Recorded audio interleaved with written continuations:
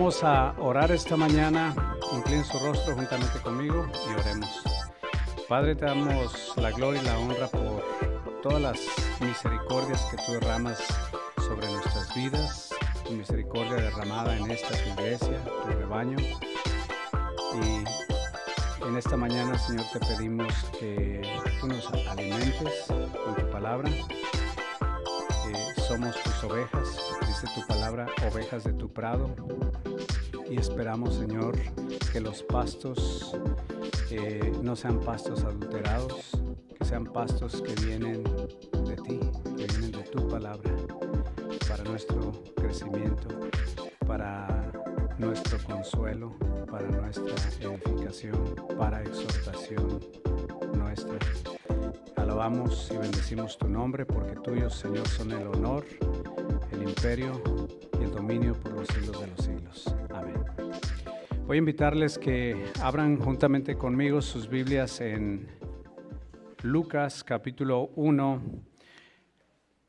Hoy es el primer domingo de diciembre. Ya empieza esa sensación de que se avecina, se acerca la Navidad.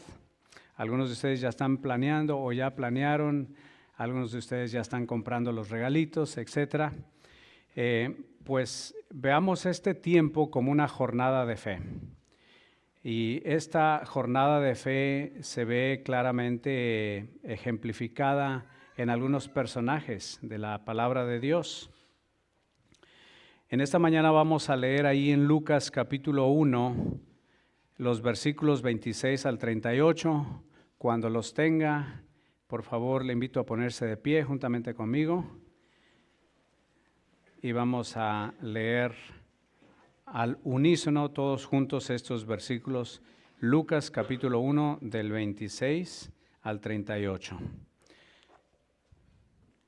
Leamos, dice: al sexto mes el ángel Gabriel fue enviado por Dios a una ciudad de Galilea llamada Nazaret, a una virgen desposada con un varón que se llamaba José, de la casa de David, y el nombre de la virgen era María. Y entrando el ángel en donde ella estaba, dijo: salve, muy favorecida, el Señor es contigo, bendita tú entre las mujeres. Mas ella, cuando le vio, se turbó por sus palabras y pensaba qué salutación sería esta. Entonces el ángel le dijo: María, no temas, porque has hallado gracia delante de Dios. Y ahora concebirás en tu vientre y darás a luz un hijo y llamarás su nombre Jesús. Este será grande y será llamado Hijo del Altísimo. Y el Señor Dios le dará el trono de David su padre, y reinará sobre la casa de Jacob para siempre, y su reino no tendrá fin. Entonces María dijo al ángel: ¿cómo será esto? Pues no conozco varón. Respondiendo el ángel le dijo: el Espíritu Santo vendrá sobre ti, y el poder del Altísimo te cubrirá con su sombra, por lo cual también el santo ser que nacerá será llamado Hijo de Dios. Y he aquí tu parienta Elisabet, ella también ha concebido hijo en su vejez, y este es el sexto mes para ella, la que llamaban estéril, porque nada hay imposible para Dios. Entonces María dijo: he aquí la sierva del Señor, hágase conmigo conforme a tu palabra. Y el ángel se fue de su presencia. Amén. Pueden sentarse, hermanos. Pues estamos iniciando esta nueva serie titulada Una jornada de fe, o la jornada de fe. Y nuestro primer tema en esta mañana es María, una fe que acepta, una fe que dice sí al Señor.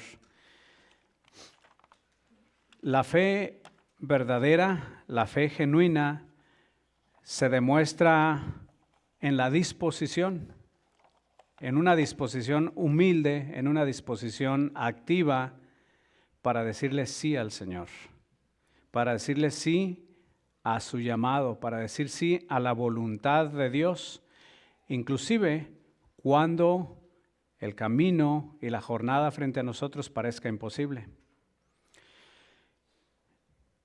Decirle sí al Señor es algo poderoso, porque Dios obra en nuestras vidas cuando le decimos que sí. La Navidad, hermanos, comienza, aquí en la palabra de Dios comienza con una conversación. Comienza en esa conversación de María con el ángel. Y el nacimiento de Jesús, aunque en la soberanía de Dios, Jesús tenía que nacer, aun si María hubiera dicho que no.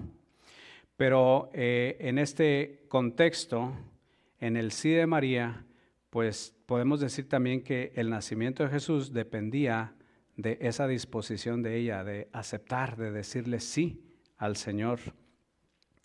María era una joven sencilla que no tenía un grado de importancia social. Vivía en un pueblo que no era el mejor pueblo, era un pueblo que pertenecía a una región que por la cultura, por el distintivo demográfico, era una región por los judíos despreciada. Pero Dios siempre se acerca a lo ordinario. Dios siempre se acerca, incluso dice allá en 1 Corintios, a lo despreciado y lo desechado del mundo.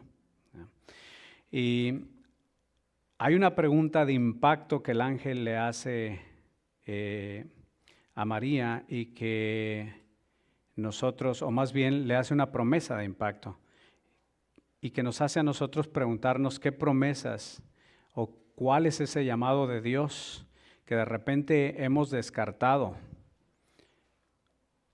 No le hemos dicho sí al Señor porque nos pareció demasiado grande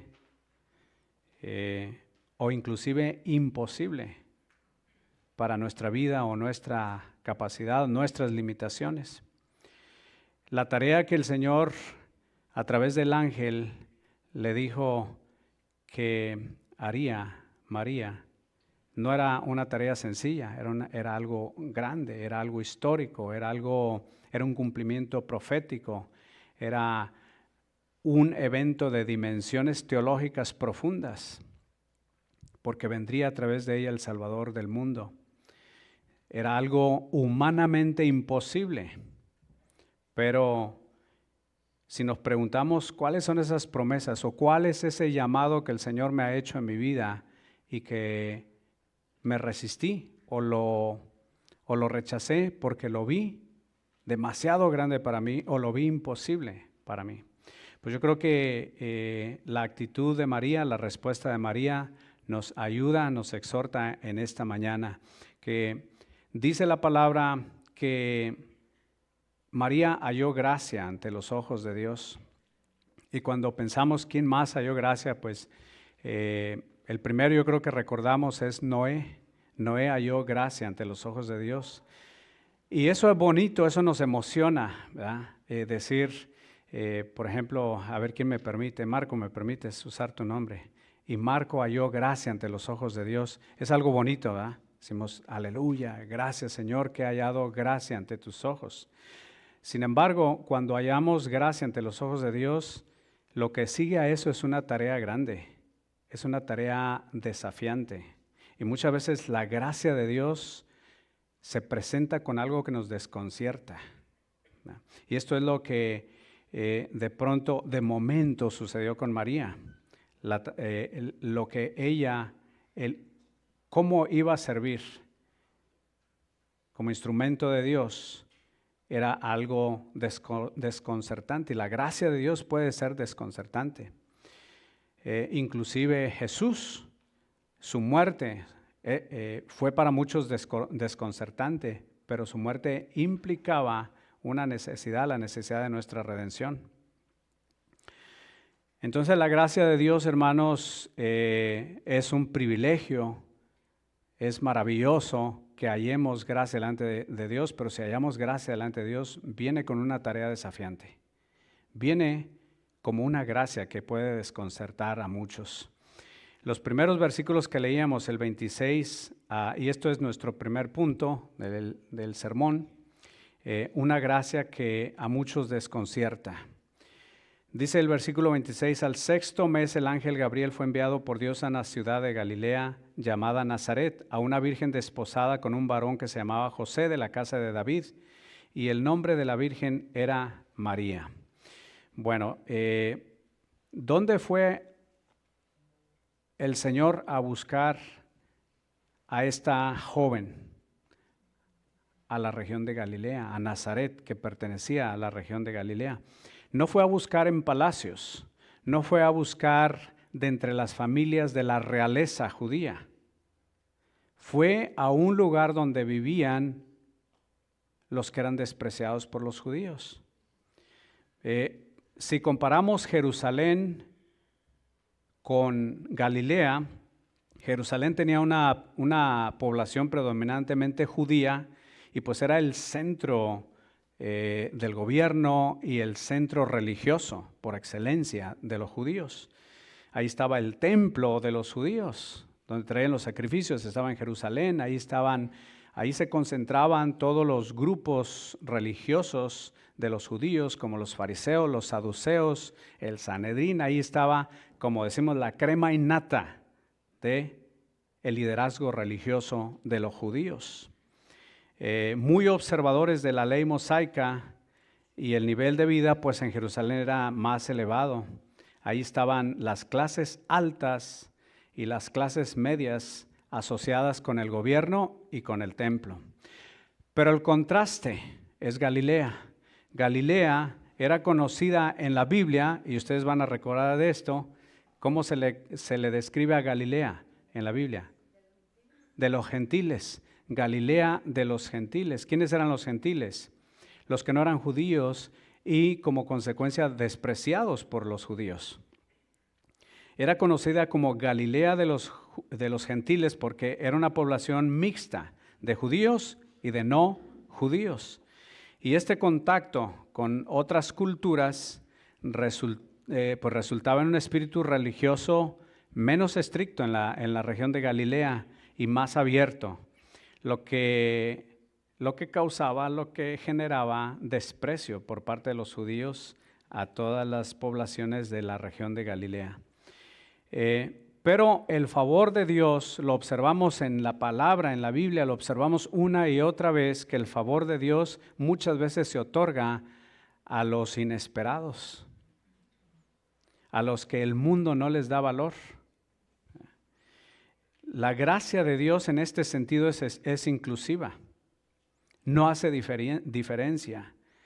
Lo que Dios quiere es un arrepentimiento de nuestros pecados sin importar quiénes somos, de dónde venimos. Lo que Él quiere es transformar nuestras vidas. Dios se manifiesta en la realidad de cada individuo y Él nos lleva a una trascendencia, transformando nuestras vidas, perdonando nuestros pecados. Muchas veces la percepción que tenemos de lo espiritual es errónea, como la tenían los judíos. La creencia tradicional de los judíos era que ellos asociaban la bendición y el favor de Dios con prestigio terrenal, con riqueza, con salud física. Para los judíos, si eras rico, si estabas sano, tenías el favor de Dios. Sin embargo, el mensaje central de la fe cristiana indica que Dios no vino a buscar a aquellos que no tienen necesidad de médico, sino a los enfermos. Porque no he venido a salvar a justos, sino a pecadores y llamarlos al arrepentimiento, a aquellos espiritualmente necesitados. Pero Él espera que haya en nosotros o haya en el hombre un corazón sensible a su llamado, sensible a su palabra. Esa sensibilidad o esa nobleza a los ojos de Dios pues no reside en títulos de nobleza, sino en que nuestro corazón esté dispuesto, en que nuestro corazón sea receptivo al llamado de Dios. Y cuando decimos sí, cuando hay apertura en nuestro corazón, el Señor hace una obra transformadora en nuestras vidas. El Señor busca a las personas, nos busca y nos llama en el estado actual en el que nos encontremos.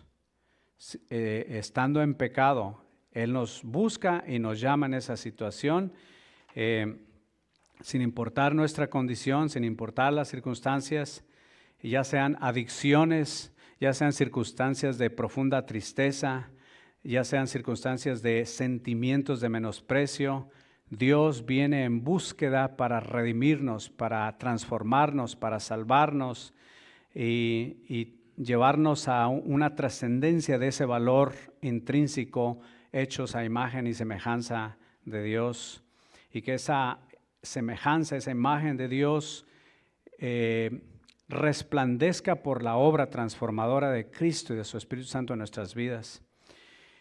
Primero a los Corintios 1 del 25 al 30 dice, porque lo insensato de Dios es más sabio que los hombres y lo débil de Dios es más fuerte que los hombres. Pues mirad, hermanos, vuestra vocación, que no sois muchos sabios según la carne, ni muchos poderosos, ni muchos nobles, sino que lo necio del mundo escogió Dios para avergonzar a los sabios, y lo débil del mundo escogió Dios para avergonzar a lo fuerte, y lo vil del mundo y lo menospreciado escogió Dios, y lo que no es para deshacer lo que es, a fin de que nadie se jacte en su presencia. Ahora veamos cuál fue la reacción ante esta gracia desconcertante. ¿Cuál fue la reacción de María? Dice, y entrando el ángel en donde ella estaba, dijo, salve, muy favorecida, el Señor es contigo, bendita tú entre las mujeres. Mas ella cuando le vio, dice el versículo 29, se turbó por sus palabras y pensaba, ¿qué salutación sería esta? Entonces el ángel le dijo, María, no temas porque has hallado gracia delante de Dios. María no se turbó por ver al ángel. ¡Ah, un ángel! Nunca había visto un ángel. No, esa no fue su turbación. Dice aquí la Biblia que se turbó por sus palabras. El versículo 29, mas ella cuando lo vio se turbó por sus palabras y pensaba, ¿cuál es la naturaleza de este saludo? ¿Qué me quieres decir con esto? ¿Cuántas veces nos preguntamos nosotros en nuestras limitaciones humanas, o cuántas veces nos preguntamos por qué tu gracia me alcanzó? ¿Qué fue lo que plugó para que tu gracia me alcanzara, me salvara? ¿Qué fue lo que viste en mí, Señor? La reacción de María no fue una reacción de orgullo, sino de aceptación inmediata. No fue un cuestionamiento, sino una respuesta humilde.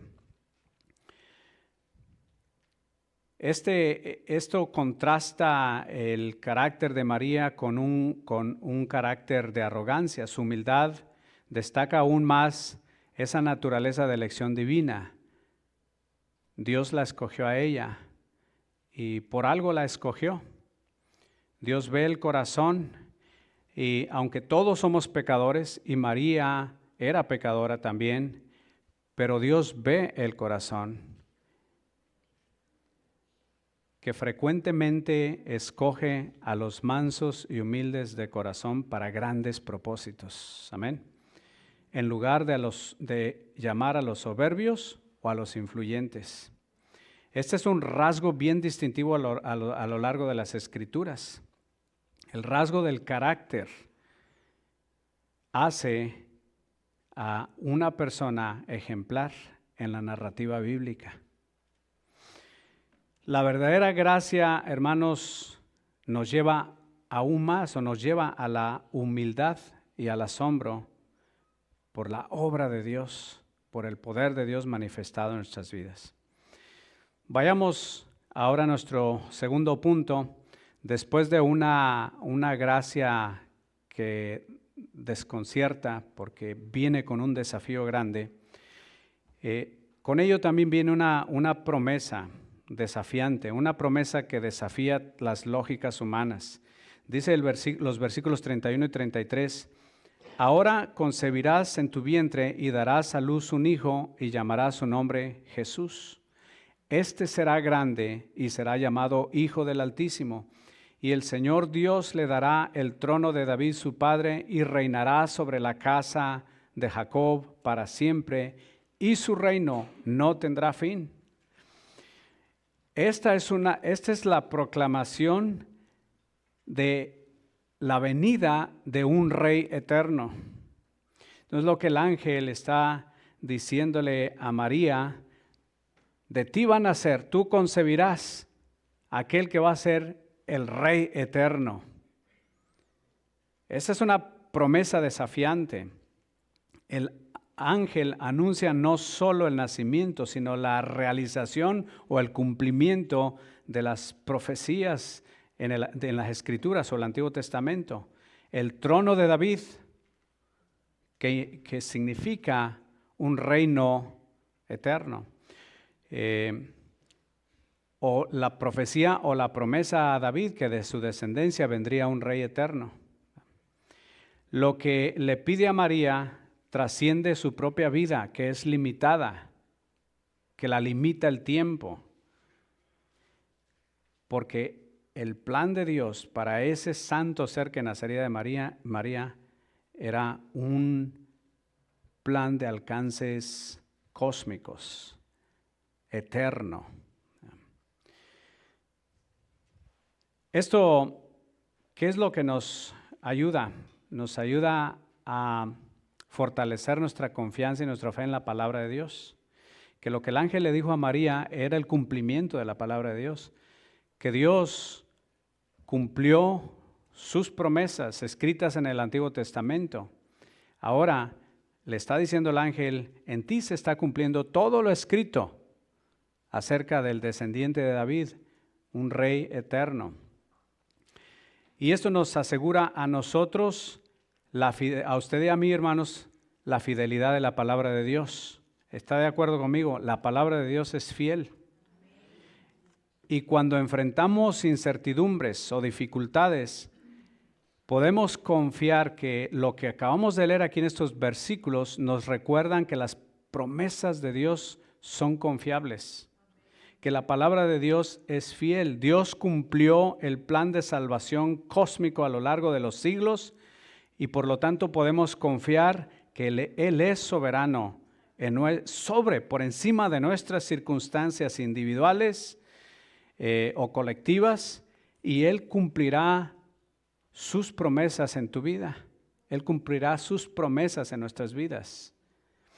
El anuncio también enfatiza que Jesús, quien nacería de María, sería el Hijo del Altísimo, y que su reino no tendría fin. Esto significa que entonces Jesús sería y es y siempre será la autoridad máxima, el Rey soberano, el Rey verdadero, el Rey eterno. Y por lo tanto, como consecuencia de eso, nosotros debemos aceptar su reino en nuestras vidas, su soberanía en nuestras vidas. Que nuestras decisiones, que nuestros valores, que nuestras prioridades estén alineadas con la soberanía del Rey de Reyes y Señor de Señores. Que estén alineadas con los principios del reino del Rey Jesucristo y no con los valores temporales de este mundo. A María se le pidió participar en algo trascendental, algo que trascendía su propia vida, algo que trascendía su región, la región de donde ella venía. Pero su sí, decirle sí al Señor, fue crucial para el plan de redención divino, para que Cristo viniese al mundo. En nuestra vida diaria, esto plasmado aquí, este evento plasmado aquí, el sí de María, nos enseña que tu vida, hermano, nuestras vidas, están dentro de un propósito, de un plan divino. Dios tiene un plan ya trazado para cada uno de nosotros. Y nuestro sí al Señor es crucial en ese plan y en ese propósito. Cuando comenzaba allí en la introducción de este sermón, les decía, ¿Cuántas veces le hemos dicho no al Señor, al llamado del Señor, porque vemos la tarea muy grande para nosotros o imposible? Pero el sí, decirle sí al Señor es crucial para que el plan y el propósito que Dios tiene en tu vida continúe en desarrollo. Entonces, hay que decirle sí al Señor. Nos enseña también, pues, que nuestras vidas tienen ese propósito divino que va más allá de nuestras metas terrenales. ¿Cuántos tenemos metas terrenales? Todos tenemos metas terrenales. Metas financieras, metas materiales, y no es algo malo. Debemos de tener metas, es bueno ponernos metas, pero el propósito que Dios tiene para nuestras vidas trasciende nuestras metas terrenales, y pues estamos llamados de parte del Señor a participar en la extensión de su reino, y siempre el propósito de Dios va a apuntar en esa dirección, a hacer de ti y de mí partícipes del reino de Dios, usando nuestros dones, nuestros talentos para su gloria, entendiendo que tu contribución, hermano, en el reino de Cristo, aunque parezca pequeña, tiene implicaciones eternas. Amén. Aunque parezca pequeño lo que hacemos, tiene implicaciones, tiene impacto eterno. Y María pues responde temerosa, un tanto desconcertada, pero lista a decirle sí al Señor. Y dice, pues explícame cómo va a ser esto, porque no estoy casada, ¿verdad? No, dice, pues no tengo varón. ¿Cómo será esto? Eso no es incredulidad. Y muchos teólogos comparan la respuesta de María con la de Zacarías. Que Zacarías dijo, ¿y cómo sabré que esto es verdad? Algo así fue su pregunta. ¿Y cómo sabré que esto realmente es así? Y pues el resultado es que Zacarías se quedó ciego por un tiempo, temporalmente, por su incredulidad. Pero a diferencia de Zacarías, la respuesta de María es, ¿cómo será esto? En otras palabras, estoy lista, pero pues, Señor, tú sabes que no estoy casado. O le dijo al ángel, tú sabes que pues no tengo varón, dice. La fe no es ciega solamente, ¿verdad? Porque muchas veces hablamos de la fe, sí, y punto. Eso es una fe ciega, decir sí y sin hacer preguntas. Es válido hacer preguntas. Estoy dispuesto a servirte, Señor, pero tengo preguntas. ¿Ya? Y el Señor está presto para responder a nuestras preguntas. ¿Cómo será esto? No se prohíben las preguntas, se pueden plantear esas preguntas al Señor. No surge de la incredulidad, sino del deseo de comprender la practicidad del anuncio. Tener fe no implica o no impide hacer preguntas, sino que la fe más bien nos anima a llevar nuestras dudas, nuestras inquietudes directamente al Señor en oración y hacerle todas las preguntas que querramos hacerle. Este pasaje también nos enseña que está bien tener preguntas sobre cómo se van a desarrollar los planes de Dios en nuestras vidas, en lugar de suponer, en lugar de dudar en silencio o tratar de resolverlo por nuestra propia cuenta. Él es quien nos da claridad, Él es quien nos da dirección y esa dirección, esa claridad que necesitamos para obedecerle. La fe madura incluye una comunicación honesta de parte nuestra con el Señor, hablándole de nuestras inquietudes, de nuestras debilidades. Y la respuesta, pues siempre va a ser una respuesta sobrenatural. La respuesta que el ángel le dio a María fue una respuesta sobrenatural. Dice, respondiendo el ángel, versículo 35, le dijo, el Espíritu Santo vendrá sobre ti y el poder del Altísimo. Es una respuesta sobrenatural, hermanos. Amén. ¿verdad? El poder del Altísimo te cubrirá con su sombra, por lo cual también el santo ser que nacerá será llamado Hijo de Dios. Y he aquí, o sea, por si las dudas,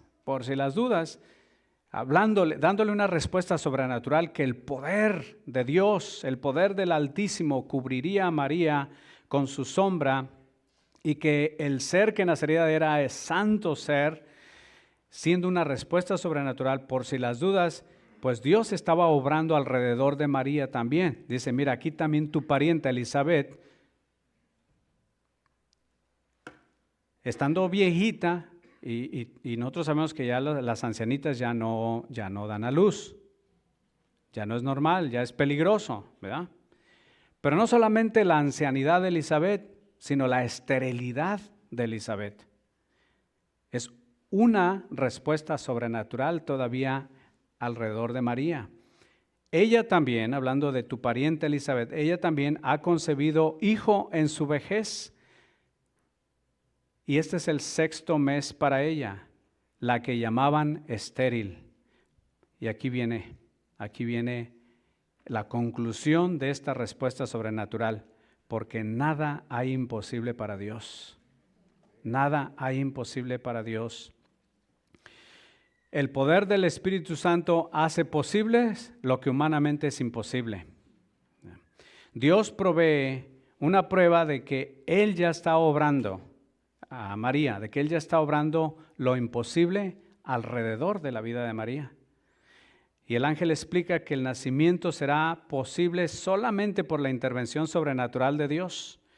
El Espíritu Santo te cubrirá con su sombra. Esto es una afirmación de que el poder de Dios ya está activo.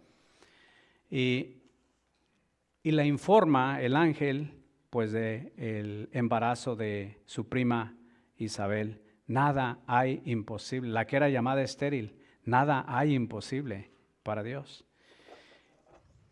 Esto es un recordatorio poderoso de la soberanía y el poder de Dios frente a nuestras limitaciones humanas.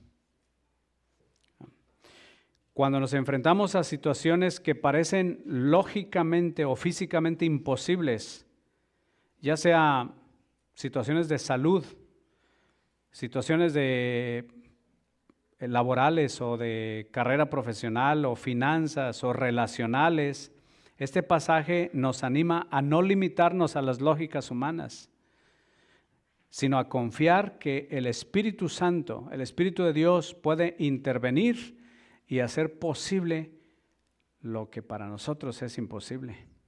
Amén. Dios puede restaurar nuestra salud, Dios puede restaurar nuestras finanzas, Dios puede restaurar nuestra aspecto laboral, en el caso de que, porque, por ejemplo, perder el trabajo es estresante. Dios puede restaurar eso. Dios puede restaurar relaciones rotas. Él interviene haciendo posible lo que nosotros no podemos. Hay cosas que nosotros no podemos resolver, solamente Dios puede resolver en nuestras vidas. Dios a menudo provee confirmaciones o pruebas de su poder, obrando a nuestro alrededor, como el embarazo de Isabel para María. Debemos de mantener nuestros ojos espirituales abiertos y reconocer cómo Dios ya está haciendo cosas imposibles o humanamente imposibles, ya las está haciendo posibles en otras áreas o en la vida de otras personas cercanas de las que nos rodeamos, lo cual fortalece nuestras vidas, fortalece nuestra fe para ayudarnos en nuestros desafíos. En lugar de desanimarnos por aquello que implique o signifique una barrera insuperable para nosotros, la fe nos llama a ver esas barreras como el escenario perfecto para que Dios demuestre que para Él no hay nada imposible. Amén. Porque nada hay imposible para Dios. Debería ser un versículo que peguemos en la pared de nuestra casa, ¿verdad? Lucas 1:37, porque nada hay imposible para Dios. Ya vamos a pasar al tercer y último punto de esta meditación. La rendición, ¿verdad? Primero, una gracia desconcertante, una promesa desafiante. Segundo y tercero, una rendición que transforma, una rendición que convierte. Heme aquí la sierva del Señor. ¿No es eso una expresión de rendición al Señor? Cierto que lo es, ¿verdad? Heme aquí, como Samuel, desde pequeñito que el Señor le habló, dijo, habla, Señor, que tu siervo oye. Heme aquí, habla, Señor, que tu siervo oye. Esta es una expresión de rendición al Señor. Entonces María dijo, versículo 38, entonces María dijo, he aquí la sierva del Señor, hágase conmigo conforme a tu palabra. Y el ángel se fue de su presencia. Este es un acto de rendición. María se pone a disposición total de Dios, aceptando muchas cosas, aceptando la posible vergüenza social e inclusive el peligro. ¿Por qué el peligro? Porque los judíos apedreaban a las mujeres a quienes acusaban de adulterio. Y era obvio que si no se habían casado y ya la veían con su pancita, la iban a acusar de adulterio y la iban a apedrear. Entonces, por encima de la vergüenza social y del peligro, ella está dispuesta totalmente a decirle sí, a aceptar la propuesta del Señor.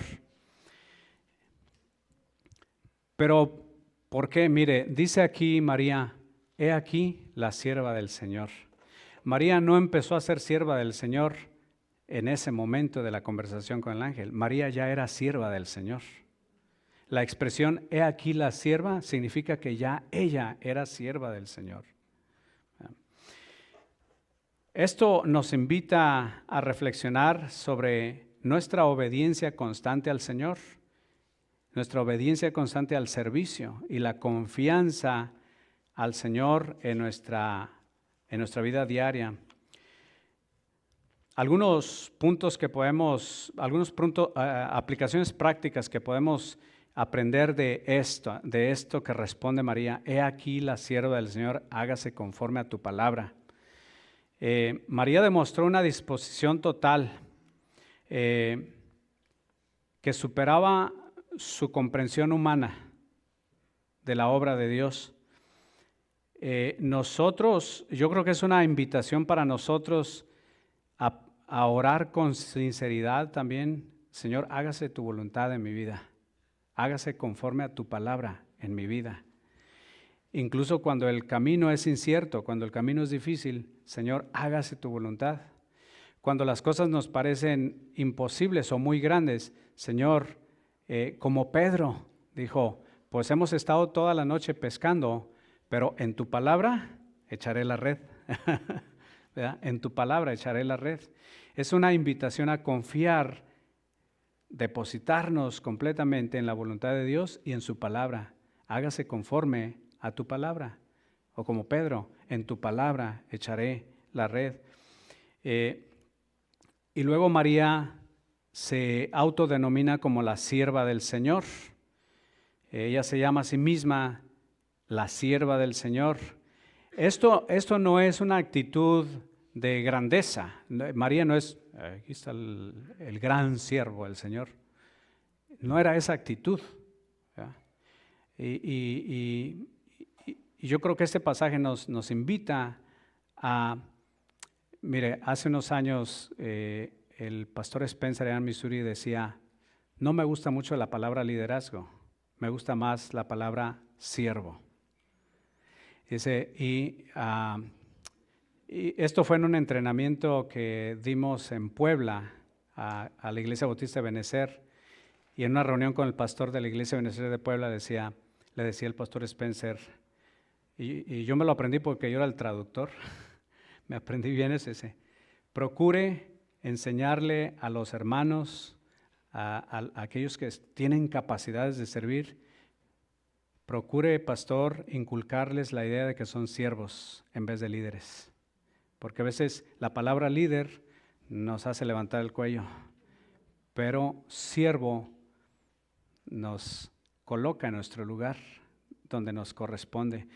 Entonces, cuando ella dice, he aquí la sierva del Señor, no es un título de grandeza. ¿Qué es un siervo? Incluso en el contexto del Nuevo Testamento, un siervo bien puede ser un esclavo, ¿verdad? Es un título de subordinación. He aquí tu sierva, ¿verdad? Hágase tu voluntad, como dijo el Señor allá en el Getsemaní. Si es posible que pase esta copa, pero hágase tu voluntad y no la mía.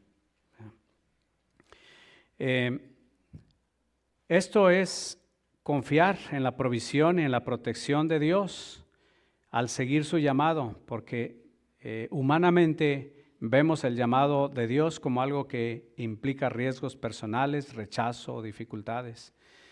Pero esto nos ayuda a estar listos y dispuestos a actuar cuando se percibe que Dios nos está guiando sin posponer la obediencia, sin dejarlo para después. Nos recuerda también que nuestra identidad como hijos de Dios, nuestra identidad es de siervos. Debe ser una identidad, esa debe ser nuestra identidad de siervos. Debe ser la identidad fundamental de cada creyente, que como siervo, como hijo de Dios, todas las demás funciones, todos los demás roles, que si soy maestro o maestra de escuela dominical, diácono, padre, profesional, laboralmente hablando, esposo, esposa, todas estas cosas y lo que somos y cómo nos desempeñamos en todas estas cosas fluyen de esa conciencia de que soy un siervo del Señor, no un líder sobre ustedes, sino un siervo del Señor. Debe de fluir desde ahí, porque cuando fluye desde ese entendimiento de que soy subordinado, soy un siervo junto con los demás que sirven, la relación cambia en todas estas áreas, sea laboral, sea profesional, sea en el matrimonio y en el servicio en el ministerio cristiano. Hágase conforme a tu palabra. Esta es otra frase poderosa. Hágase conforme a tu palabra. Quiere decir, dejo mis planes a un lado, dejo mis opiniones a un lado, aunque me duelan, aunque sea difícil, pero que se haga lo que tu palabra dice, Señor. Tu palabra es más grande que mis planes, tu palabra es más grande que mis opiniones.